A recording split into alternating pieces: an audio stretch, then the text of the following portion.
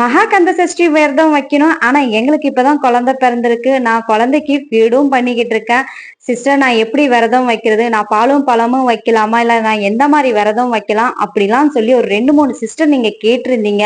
இப்பதான் குழந்தை பிறந்திருக்கு. ஒரு 3 மாசம், 5 மாசம் தான் ஆகுதுன்னா, நீங்க எப்படி விரதமா இருக்க முடியும் சிஸ்டர்? ஏன்னா நீங்க நல்லா சாப்பிட்டாதான் நீங்க குழந்தைக்கு ஃபீட் பண்ண முடியும். ஏன்னா நீங்க விரதமா இருக்கேன்னு சொல்லி நீங்க பட்டினியா இருப்பீங்க. ஆனா ஃபீட் பண்ணாலும் அந்த குழந்தைக்கு வயிறு ரொம்பாது. அதனால நீங்க நல்லா சாப்பிட்டாதான் குழந்தைக்கும் வயிறு ரொம்பும். அதுவும் இல்லாம இப்போ உங்க உடம்பு வீக்கா இருக்கும். மினிமம் ஒரு 6, 7 மாசமாவது நீங்க நல்லா சாப்பிட்டு உங்க ஹெல்த்த நல்லா பாத்துக்கோங்க. நீங்க நல்லா இருந்தா தானே குழந்தைக்கும் நீங்க ஃபீட் பண்ணும்போது அதுக்கு வயிறு ரொம்பும். அதுவும் நல்லா ஹெல்த்தியா இருக்கும்.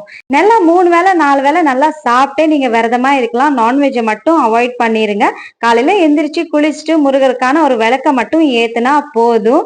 முருகருக்கு மகாகந்த சஷ்டி விரதம் நம்ம எல்லாருமே வைக்கணும்னு ஆசைப்படுவோம். ஆனா சில பேருனால முடியாது. அவங்கள என்ன செய்யலாம்னா கடைசி அந்த 6 நாள் நான்வெஜ் சமைக்காம நான்வெஜ் சாப்பிடாம இருந்தாவே போதும். மனதார கண்டிப்பா முருகர் எல்லார் கூடயும் இருப்பாரு.